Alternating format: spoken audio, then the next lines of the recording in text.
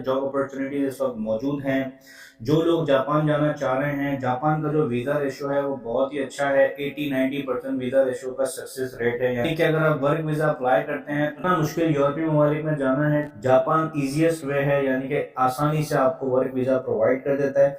अगर आपके पास एक्सपीरियंस है, आप एक्सपीरियंस है किसी भी फील्ड में, मैं आपसे फील्ड शेयर करूंगा कौन कौन सी जॉब अपॉर्चुनिटीज मौजूद हैं, तो आप इजीली जापान जा सकते हैं। आप अनस्किल्ड वर्कर हैं या आप स्किल्ड वर्कर हैं या बहुत ज़्यादा हाईली क्वालिफाइड हैं, सबके लिए जो है वो जापान में बहुत ज़्यादा अपॉर्चुनिटीज़ हैं। सबसे पहले एक छोटी सी बात मैं आपको बता दूं वीडियो स्टार्ट करने से पहले, विजिट वीज़ा के हवाले से जापान की जो लेटेस्ट अपडेट है वो ये है कि पहले जो है वो इनविटेशन लेटर होता था कि जिसको भी विजिट वीज़ा अप्लाई करना है इनविटेशन लेटर चाहिए होता था। अभी कोई इनविटेशन लेटर की रिक्वायरमेंट नहीं है, सिंपली आपने अपॉइंटमेंट लेना है। अपॉइंटमेंट भी आप ऑनलाइन ले सकते हैं जापान की वेबसाइट से, और जापान की ऑफिशियल वेबसाइट से आप अपॉइंटमेंट बुक करेंगे और आप सिंपली डॉक्यूमेंट सबमिट करेंगे। और सबसे अच्छी बात यह है कि जापान वीज़ा अप्लाई करने की कोई फीस नहीं है, इट्स फ्री ऑफ कॉस्ट, यानी कि विजिट वीज़ा अगर आप अप्लाई करते हैं तो टोटली फ्री ऑफ कॉस्ट है। वर्क वीज़ा की अगर मैं बात करूं तो मिनिमम कॉस्ट आती है 4 से 5 हज़ार रुपए में आपका वर्क वीज़ा प्रोसेस हो जाता है। जापान में बहुत सारे शहर हैं, जिस शहर की मैं बात कर रहा हूँ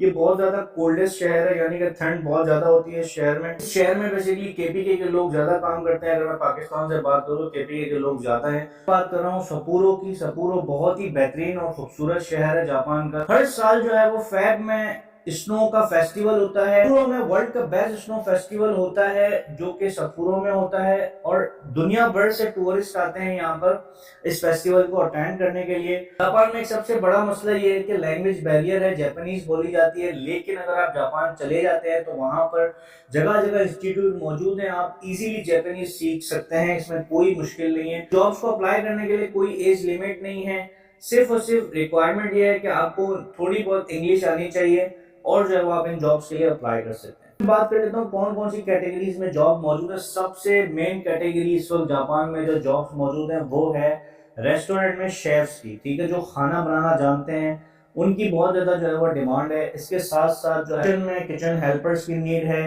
क्लीनिंग का काम जो जानते हैं उनके लिए जो है वो जापान में बहुत ज्यादा उनके लिए जो है वो जॉब्स मौजूद हैं। इसके अलावा जो है वो वेयरहाउस में पैकिंग के काम्स मौजूद हैं, यानी कि जब जैसे कि प्रोडक्शन होती है, प्रोडक्शन कन्वर्ट होती है पैकिंग में, फिनिश गुड्स बनते हैं तो फिनिश गुड्स को पैक करना, रैप करना, इसकी जो है वो बहुत ज्यादा डिमांड है। इसके अलावा अगर मैं बात करूं कंस्ट्रक्शन की फील्ड में जो है वो बहुत ज्यादा जो है वो नीड्स हैं। इसके अलावा जो है वो इंग्लिश टीचर्स की बहुत ज्यादा डिमांड है। आप इंग्लिश टीचर हैं तो आप जो है वो जॉब अप्लाई कर सकते हैं। अगर आप वेटर का काम जानते हैं तो आप रेस्टोरेंट में जॉब अप्लाई कर सकते हैं। नर्सेस के लिए बहुत ज्यादा अपॉर्चुनिटीज हैं। सॉफ्टवेयर डेवलपर्स के लिए बहुत ज्यादा अपॉर्चुनिटीज हैं। एआई पे अगर आप काम करते हैं, आर्टिफिशियल इंटेलिजेंस के प्रोजेक्ट्स पे काम करते हैं या किसी रिसर्च पे काम कर रहे हैं तो जापान में आपकी बहुत ज्यादा डिमांड है। अब ये जॉब्स के लिए आप कैसे अप्लाई करेंगे, किस तरीके से जॉब्स हासिल करेंगे, डिस्क्रिप्शन में आपको कुछ वेबसाइट्स के लिंक दे दूंगा जिसके थ्रू आप जॉब्स हासिल कर सकते हैं। डायरेक्ट आप एम्प्लॉयर्स को अप्रोच करेंगे। कैसे अप्रोच करेंगे, आपके पास सीवी और कवर लेटर होना चाहिए। तो आप अपनी सीवी जापानीज लैंग्वेज में बना सकते हैं, कन्वर्ट कर सकते हैं, कोई मुश्किल नहीं है। आप गूगल ट्रांसलेट से भी कर सकते हैं, तो आपके लिए बहुत इजी है जॉब हासिल करना। अगर आप जापानीज फॉर्मेट में जो है वो सीवी को बनाते हैं, अपने कवर लेटर को बनाते हैं जिसमें आप अपना एक्सपीरियंस मेंशन करेंगे कि आप किस काम में एक्सपर्ट हैं, आपको कौन सा काम आता है। फॉर एग्जाम्पल अगर आप शेफ हैं तो आप उसमें सर्टिफिकेट भी अटैच करेंगे। इसके अलावा जो है वो सीवी और कवर लेटर के साथ आपको मैं डिस्क्रिप्शन में लिंक्स दे रहा हूँ जिन वेबसाइट पे आप ऑनलाइन जॉब अप्लाई करेंगे। ये जो है वो सफूरो की मैं बात कर रहा हूँ, सफूरो में इस वक्त ज्यादा अपॉर्चुनिटी है। टोक्यो वगैरह की अगर मैं बात करूँ तो वहां पे लिविंग एक्सपेंसेस ज्यादा है, यानी कि जो खर्चा आपका रूम रेंट अगर 200 का है तो वहां पे 400 का है टोक्यो में। तो ये लिविंग एक्सपेंस ज्यादा है। तो इस वक्त मैं सफूरो की बात कर रहा हूँ। सफूरो में जो है वो जॉब अपॉर्चुनिटीज ज्यादा है क्योंकि वो कोल्डेस्ट शहर भी है, यानी कि सर्दी बहुत ज्यादा रहती है, तो वो हर किसी के बस की बात नहीं है। तो इसीलिए इसको वहां पर अपॉर्चुनिटीज ओपन है, लेबर की शॉर्टेज है। तो मैं लिंक डिस्क्रिप्शन में डाल दूंगा। एम्प्लॉयर्स तक आपने सीवी पहुंचानी है। जब आपको जॉब ऑफर लेटर आ जाएगा, जब जॉब ऑफर लेटर मंगवाने में कामयाब हो जाते हैं तो सिंपली आप एमबेसी से राब्ता करेंगे, अपना जो है वो वीजा प्रोसेस करवाएंगे और आप सिंपल जापान में मूव हो सकते हैं। अगर इसकी टोटल कॉस्ट की मैं बात करूं तो मैक्सिमम 4 से 5 हज़ार रुपए आपका खर्चा आएगा और आप इजीली जो है वो वर्क वीजा हासिल कर सकते हैं।